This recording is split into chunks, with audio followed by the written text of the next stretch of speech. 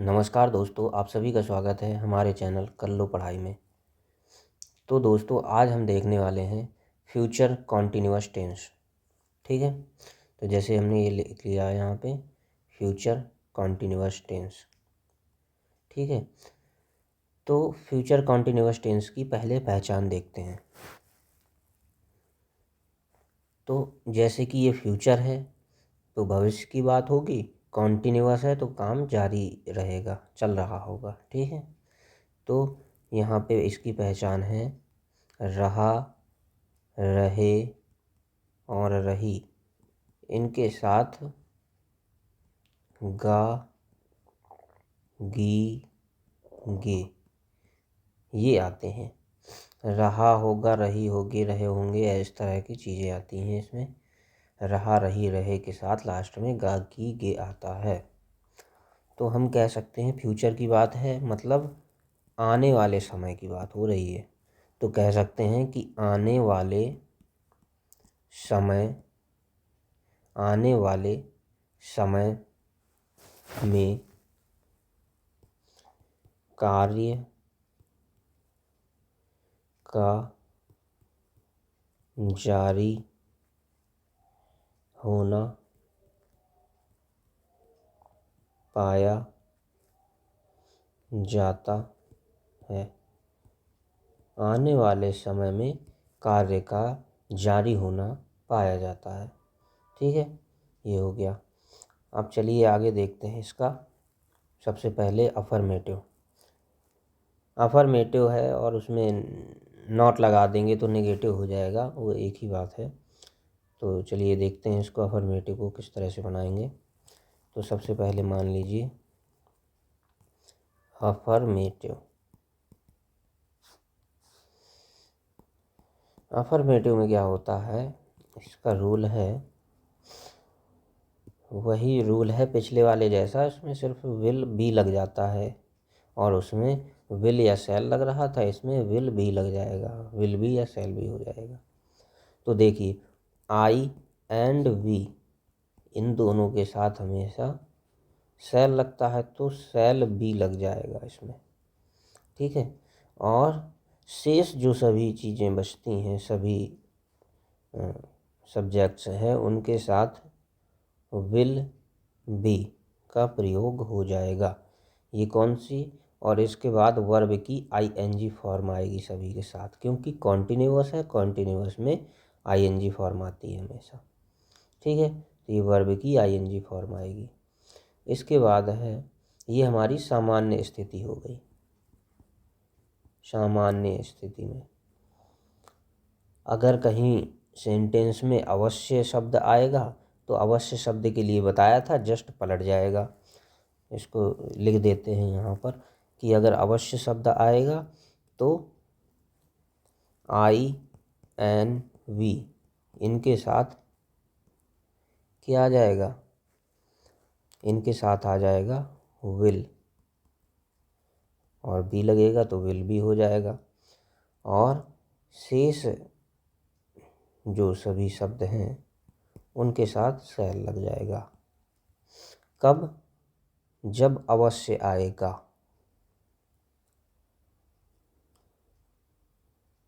Verb की ING form आएगी कब, जब अवश्य आएगा। ठीक है, तो इस तरह से कुछ चलता है। और अगर देखिए, नेगेटिव का कुछ अलग से बताने की ज़रूरत नहीं, इसी में विल और जैसे विल बी या सेल बी है, इनके बीच में नॉट लग जाएगा। सामान्य स्थिति में देख लो, यहाँ पे सेल नॉट बी हो जाएगा, विल नॉट बी हो जाएगा। ठीक है, और कुछ अलग से नहीं समझना है। एक उदाहरण के द्वारा समझते हैं, उसमें अवश्य भी लगा देंगे। ठीक है, तो एक उदाहरण देखते हैं। जैसे लिखा है,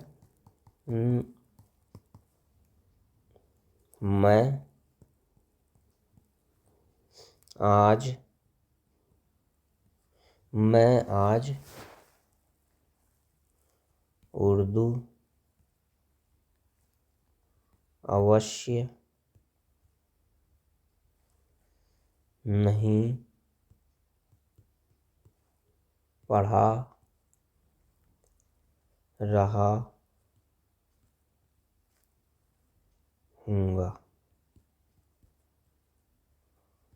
तो सबसे पहले हम ये देखते हैं कि रहा, रही, रहे के साथ लास्ट में गागी गे आ रहा है। इसका मतलब है कि ये फ्यूचर का कॉन्टिन्यूअस हो गया। ठीक, तो इसमें देखते हैं। सबसे पहले सब्जेक्ट लग जाएगा, तो आई आएगा सब्जेक्ट। मैं आज उर्दू अवश्य नहीं पढ़ा रहा हूँगा। तो देखो, नहीं आया है और अवश्य भी आया है, तो आई के साथ वैसे क्या लगता है, शैल लगता है। सामान्य परिस्थिति में आई और वी के साथ शैल भी लगता है, लेकिन यहाँ पर अवश्य आया है तो आई और वी के साथ विल भी लगेगा। तो हो जाएगा आई विल। ठीक है, इसके बाद नॉट लग जाएगा, नॉट, फिर आएगा B. I will not be teaching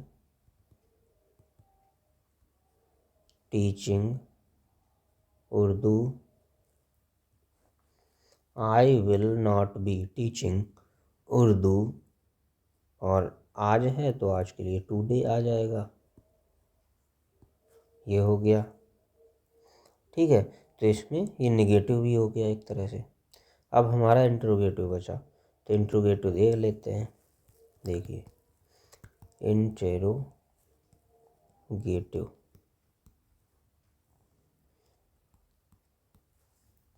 interrogative में क्या होगा, प्रश्न पूछा जाता है।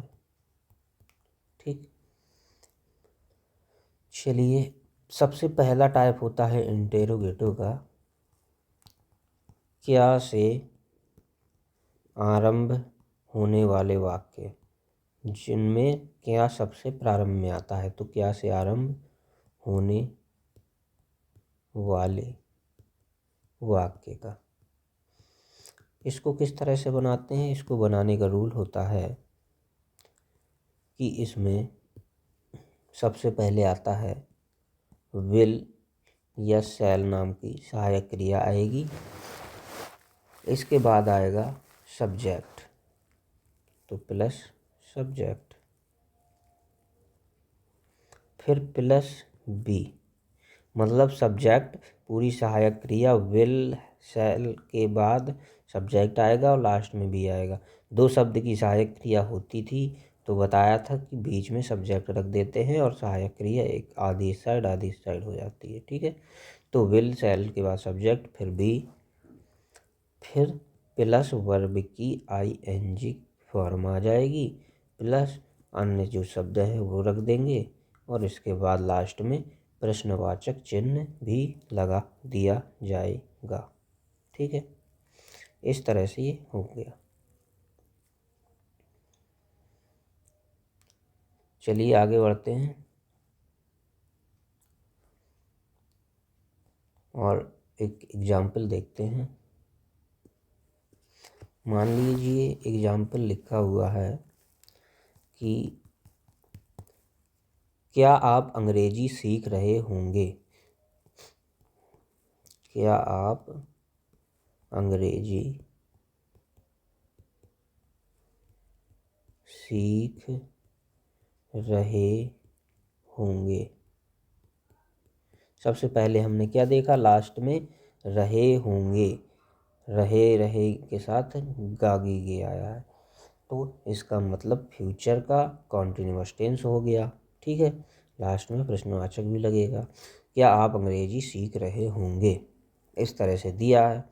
अब क्या दिया है सबसे पहले, तो इसका मतलब इंट्रोगेटिव का फर्स्ट टाइप है। तो चलिए इसको बनाते हैं। सबसे पहले क्या लगेगी, सहायक क्रिया लगेगी। सहायक क्रिया किसके अनुसार आती है, सब्जेक्ट के अनुसार आती है। सब्जेक्ट है आप, क्या आप अंग्रेजी सीख रहे होंगे, सीखने का काम आप करेगा। तो यानी कि यू है सहायक क्रिया, तो यू के अनुसार क्या आएगा, अवश्य तो लगा नहीं है इसमें, अवश्य नहीं लगा है तो सामान्य वाला नियम लगेगा। तो इसमें क्या आएगा, विल आएगा, विल यू, विल यू।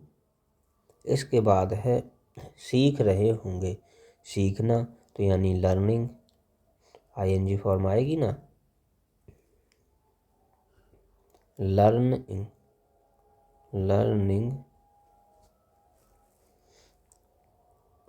अंग्रेजी, तो अंग्रेजी की आ जाएगी English. Will you learning English, क्या आप अंग्रेजी सीख रहे होंगे। और इसके बाद लास्ट में प्रश्नवाचक चिन्ह भी लगा दिया जाएगा। अब देखते हैं दूसरे टाइप का इंटरोगेटिव। इसमें क्या रहेगा, इसमें जो क्या शब्द है, क्या, ये बीच में आएगा, बीच में आए या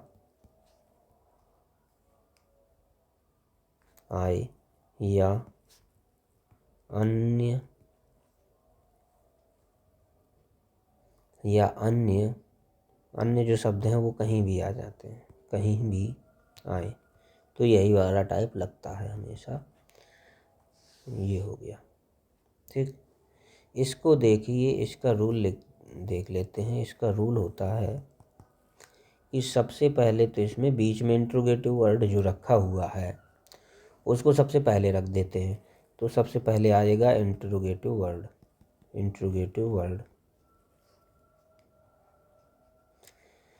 येलो पेन से लिख देते हैं।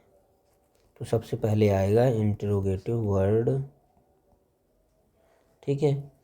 फिर आएगी इसकी सहायक क्रिया, यानी विल या शैल प्लस सब्जेक्ट आएगा।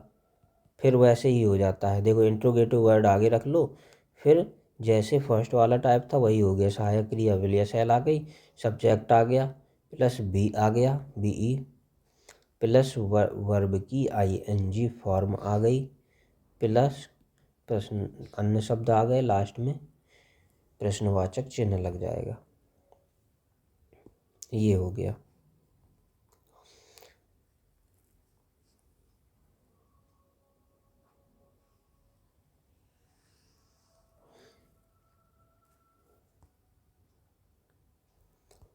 अब देखिए इसमें एक एग्जाम्पल लेते हैं।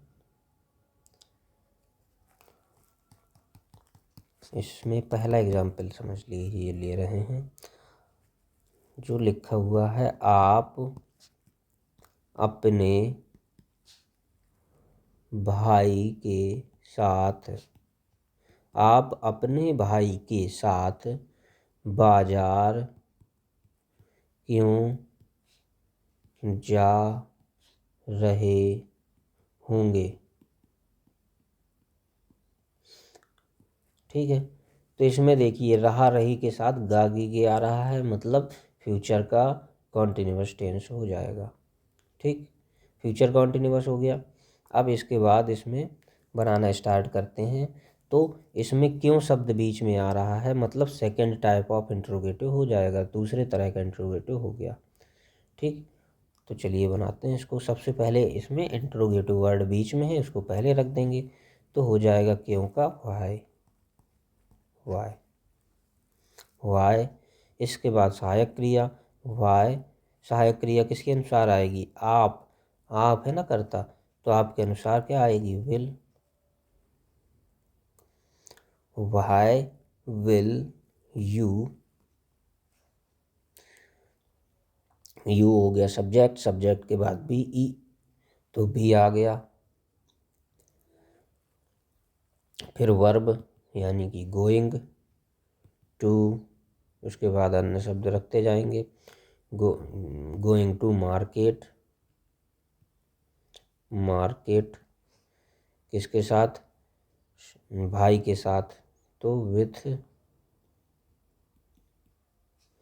योर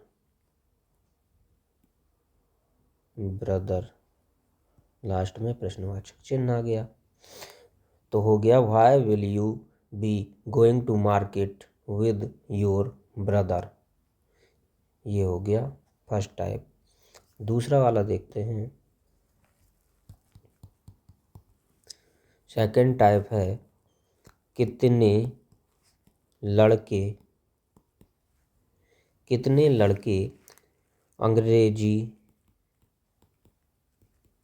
अंग्रेजी पढ़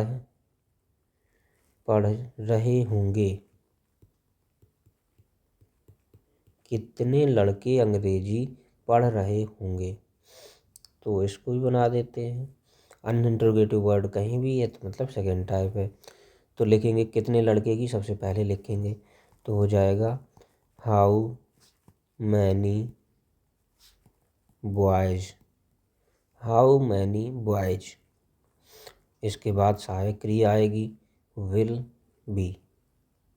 how many boys will be reading, पढ़ रहे होंगे तो यानी रीडिंग क्या अंग्रेजी, तो रीडिंग इंग्लिश। लास्ट में प्रश्नवाचक चिन्ह लगा देंगे। लास्ट एक और देख लेते हैं बस,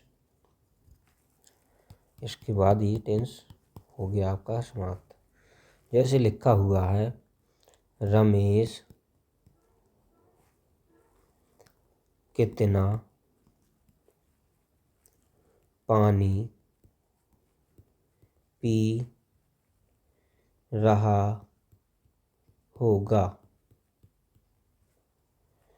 रमेश कितना पानी पी रहा होगा, तो सबसे पहले इसी की बनाएंगे प्रश्नवाचक वाले वो शब्द की।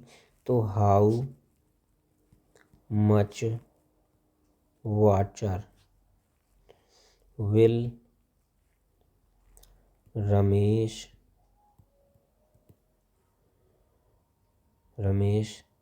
फिर आएगा बी ड्रिंकिंग, लास्ट में प्रश्नवाचक चिन्ह आएगा। देखिए अब इसमें कितने लड़के अंग्रेजी पढ़ रहे होंगे, इसमें हाउ मैनी बॉयज पढ़ने का काम कौन करेंगे, लड़के करेंगे। तो यही हमारा सब्जेक्ट पहले आ गया, इसलिए विल भी साथ में है, सब्जेक्ट इसके बीच में नहीं आया। लेकिन यहाँ रमेश कितना पानी पी रहा होगा, इसमें पानी पीने के काम जो है रमेश कर रहा है। तो हाउ मच वाटर के बाद विल रमेश रख दिया है क्योंकि सब्जेक्ट है हमारे पास, और इसके बाद भी आया है। तो अगर सब्जेक्ट है बीच में रखेंगे, नहीं है तो नहीं रखेंगे। ठीक, इस तरह से ये हो गया। तो ये से टेंस मतलब समाप्त हो गया है। अब इसके बाद फ्यूचर परफेक्ट टेंस देखेंगे। तो ये वीडियो यहीं तक रहेगी। अगर आपको हमारी वीडियो अच्छी लगी हो तो हमारे चैनल कर लो पढ़ाई इसको सब्सक्राइब कर लें और इस वीडियो को लाइक अवश्य कर दें। वीडियो यहाँ तक देखने के लिए बहुत बहुत धन्यवाद। ऐसे ही हमारे चैनल से जुड़े रहिए और वीडियोज़ को देखते रहिए। धन्यवाद।